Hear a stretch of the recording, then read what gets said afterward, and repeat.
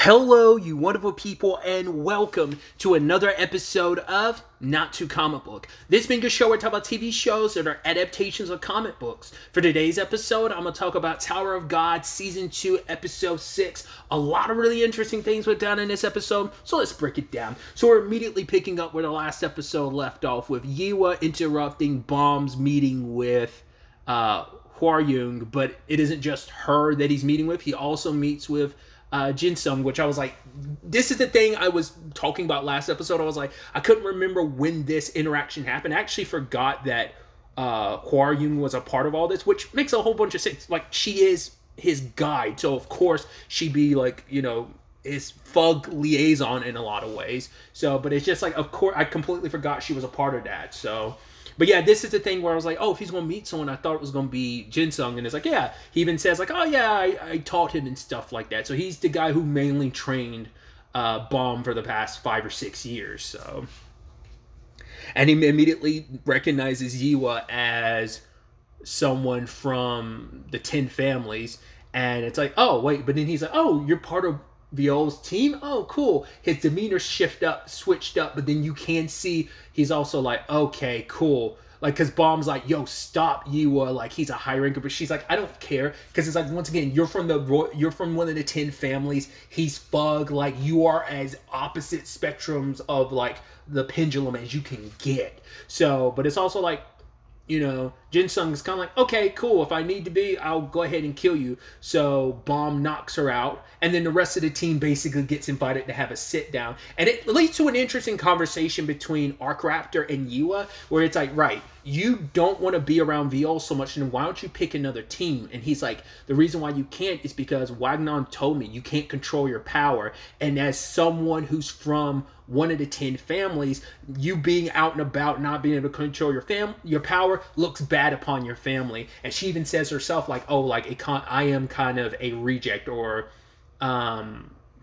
reject isn't the word she used. I forgot what the exact word she used. But at Arkraptor, it's like, okay, that's why you want to stay around Viol, because he is one of the few people you know that can stop your flame if it ever gets out of control. So you enjoy being around us because it's like someone that can kind of keep your power in check. The problem is it's associated with the villains of the tower, Fug. So there's all layers of complications there.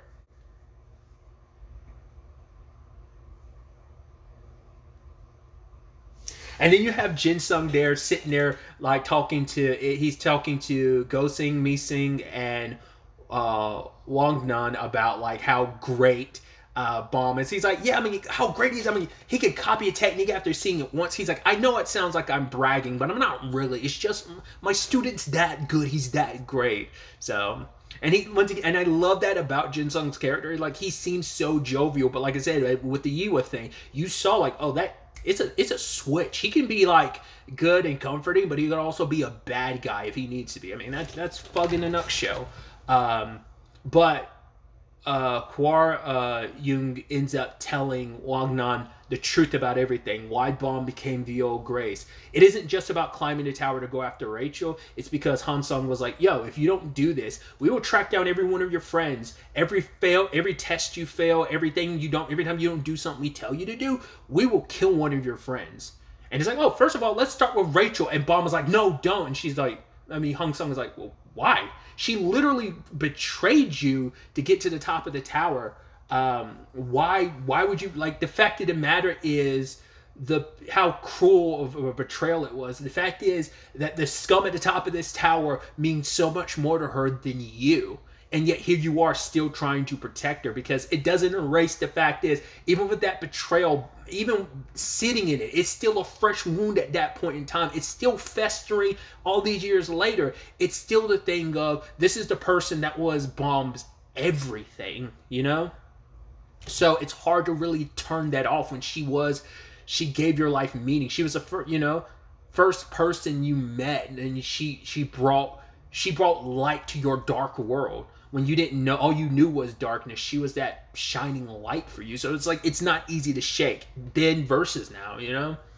So he does what he needs to do. And you can tell, like, Jin-sung isn't too happy about these conditions, because he's like, Han-sung, like, kind of like, that's going too far.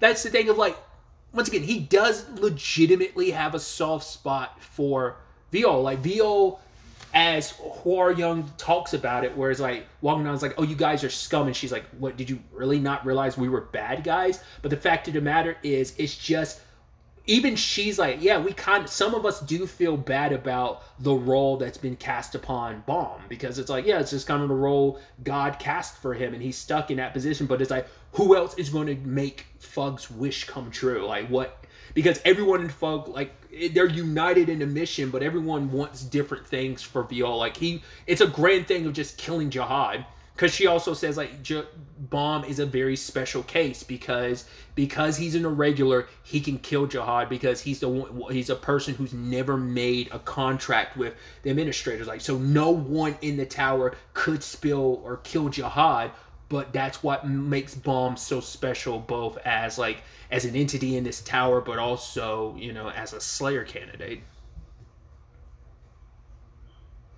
And Wang Nan takes this whole thing, and he kind of keeps it to himself, because it is the situation of, he comes to Baum and even apologizes. Like, I thought you were a bad guy. I figured you were a good guy, but I found out you're actually, like, maybe to your own detriment, how much of a good guy you are. You're willing to go through all this. You'll suffer anything, and you don't care what happens to you as long as it means protecting your friends, you know?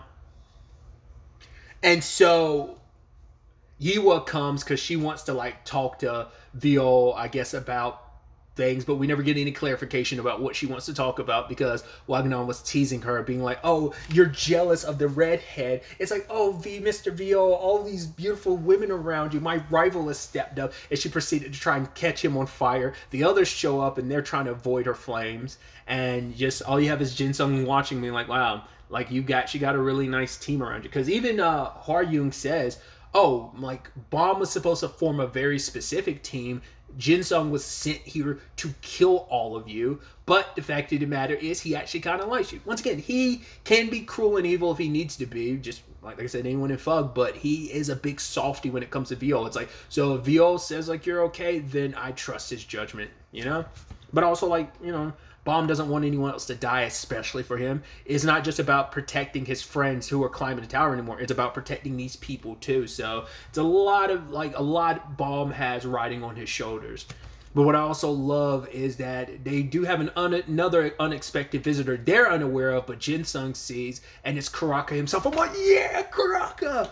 I was trying to remember. I was like, does he actually show up here in the webtoon in this moment? I love that you also still don't know what he looks like because they've hidden him in shadow. I was like, oh, that's kind of neat. If I'm so curious, like, what people think Karaka looks like. Like, I don't think you think he'd look the way he does once you see his character design. I mean, even then, we haven't really seen what Karaka looks like for the most part. At least I don't think we have. Either way. So for people who've never read the webtoon, I'm so curious to see their reactions to, like, Karaka's, like when you're not hiding in shadow and you're able to see what Karaka looks like. That's going to be interesting to see. Because I think even in shadow, it doesn't give you enough details about what he looks like. All you see are those piercing yellow eyes.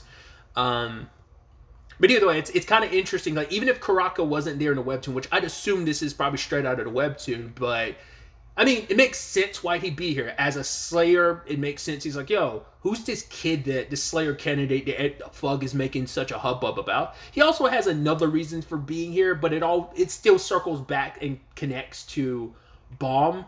So I won't go into details about it because it's kind of a spoiler. It's kind of a neat little detail that I'm like, I won't spoil, like, another reason for him to be there. But like I said, it still circles around Baum because it's all relative to Baum, but there's, like, another angle to it that it would be a spoiler because they haven't. I'm like, I don't think they revealed that thing until, like, quite a bit into the story before we find out, like, Karaka having another reason for being there, to see a certain other person that's there too. Like I said, it's in correlation with Baum, but still. So, in the aftermath of all of this, you could see, like, and I think you see, like, this smile creep across Baum's face when, like, you know, Yi was trying to, like, burn everyone, because once again, it's like, it's been such a solitude journey for these past few years, and now it's like, yeah, it's kind of like having friends again for the first time, being surrounded by people. It's like the quiet is what kind of wears you down. But either way, they go on to the next test they have to take, and it involves them finding a flower inside of this creature. So it's like, oh, where's the other team? It's like, well, they all ran away the moment they found out they were also competing against Viol in this test. So the team has to split up, going into 2 different entrances into this creature to find the flower, which it's easier said than done because the flower is on the back of what's the thing's name? Is like the big thing's called like Zygaena. I'm probably butchering its name. I believe the little pig things are smaller versions of it, I think, or maybe those are, I think so, yeah, I think they're like smaller versions of like the bigger one. So what was interesting though is they did freeze it momentarily, but then it still slipped away. I'd assume it's something they're going to talk about in the second episode, but it's like there is something a little bit more to those little rascals when it comes to flow control. If I remember correctly, I think they can do like they'll probably talk about it next episode, so I won't talk about it in this episode. But our group isn't the only ones in here, and as we tease up our boy, the one, the only Mazino, and I was like, yeah! I knew, like I said last episode, I knew that this would be, but I figured, like, they wouldn't get to the meat and potatoes of it, but we didn't even get to the start of it. But I'm like, yeah, because he's like, oh, did someone else come in here? I was watching some clips from the first season recently, and so I feel comfortable talking about it because I think they've already teased it in season 1. In fact, it might have been episode 1 they teased it, but Mazino is one of the other irregulars in the tower. Someone has to correct me. I always get the number wrong. It's been a hot minute because it's not a conversation that comes up that often, all of the irregulars, but I want to say there's, including Bomb and Mazino, there's only 1 other irregular in the tower, maybe 2. I want to say it's 3 irregulars in totality, but it might, like, I'm 80% sure, but the part of me is also like, man, it might actually be 4, but I want to say, including Bomb, there's only 3 in the tower, and I'm like, I actually don't know who the other irregular is. I think, once again, I'm not completely caught up, so I'm like, I don't think we've been introducing him, not unless I'm misremembering, but yeah. But yeah, Mazino. What I love about Mazino, and you can see it a little bit in his character design, how like unexpected his outfit, his drip is. What is his drip? It's him in sneakers, shorts, and a backwards cap. That's it. And he's one of the monsters that exist in the tower, and that's his drip. Which like I said, you see it a little bit to some extent. We'll get obviously a better look at it. I mean, well, also like he's in the intro to the show, so like he's in the opening, so you get a good enough look at what he actually looks like too. So you know, it's not that big of a surprise. But I was like, that's why I was actually kind of shocked. I was like, wow, they're gonna show off Mazino like in the intro. I was like, oh, okay. So like I said, I just think that's so fascinating. But I also love when Mazino shows up and he like runs into Hwoarang and Prince, which I love that they defeated a monster, and Prince is like, yeah, what do you think you could do against Mr. Devil and the new Prince? But the moment Mazino showed up, Hwoarang was like, yeah, we need to run. And he's like, oh, you're not going to run anywhere. And I completely forgot his shtick is calling them babies, which, once again, when you're one of the few monsters, well, there's a handful of monsters in this tower, but, you know, as an irregular, you're a special case of monster. When you're one of the few special case of monsters in the tower, you kind of have the validity and power to just call anyone a baby, you know? So they are fledglings, the smallest of fledglings in front of you, so it makes a lot of sense. But it's like, he reveals some interesting information to our crew where it's like, oh, wait, you guys are regulars? You're not even rankers. Because every other ranker that got sent here, I killed. Oh, I see what's going on. Basically, instead of sending more rankers here to die, they manipulated you regulars to come in here to be sacrificial lamb and pretending that it's part of a test. Because they're after a particular flower, which correlates with Mazino. He hints to it. He says, like, right, I came here looking for the flower. Kind of have my own reasons. He's like, first and foremost, I don't want everyone in the tower to know where the fuck I am because that's going to turn into a whole issue. And I'm like, I don't want to deal with that headache. So I kind of want you to keep it quiet. Oh, you scamper away? I'll keep it hush.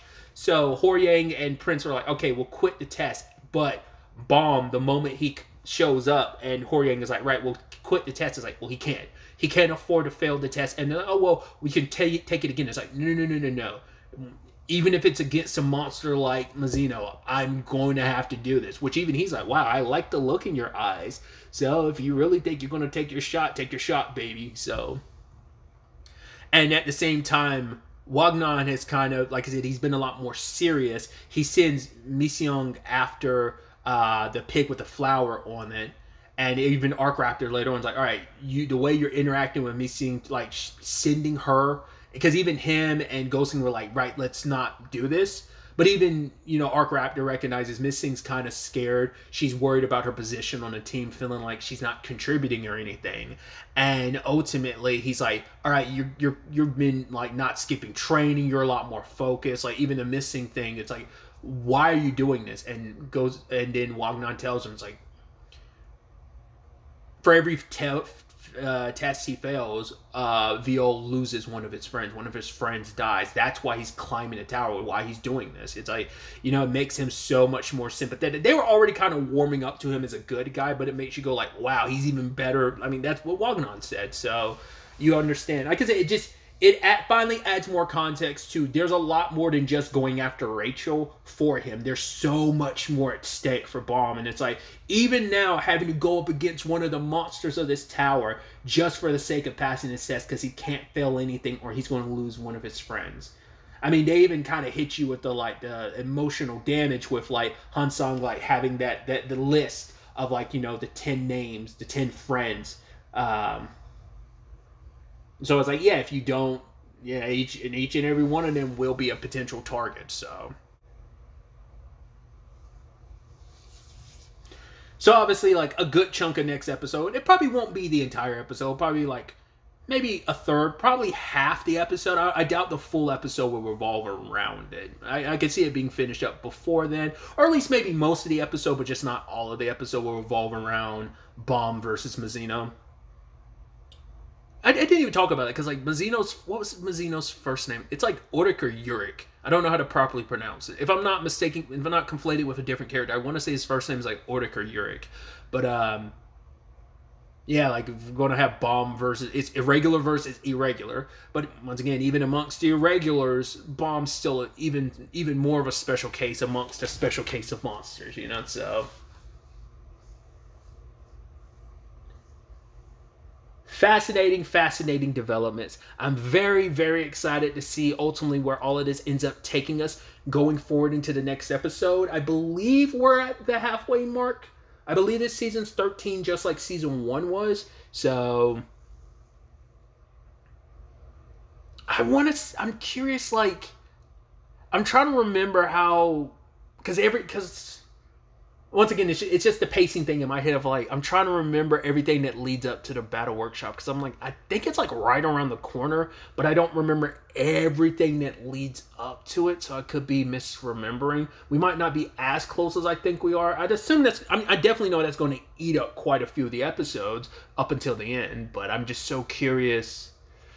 I'm trying to remember what happens after this Mizuno fight. Where things kind of go from there. Because it's not like I don't think it's an immediate jump to the battle workshops, but I don't remember now. I'm sure once we get there, it will probably refresh my mind once I kind of see where next episode ends and gives me an idea what's next. So, like I said, I'm excited to see ultimately where all of this ends up taking us going forward into the next episode. But really, that's all I wanted to talk about. Till the next time we meet, be happy, be safe, live life to the fullest, and enjoy it. Good day and goodbye.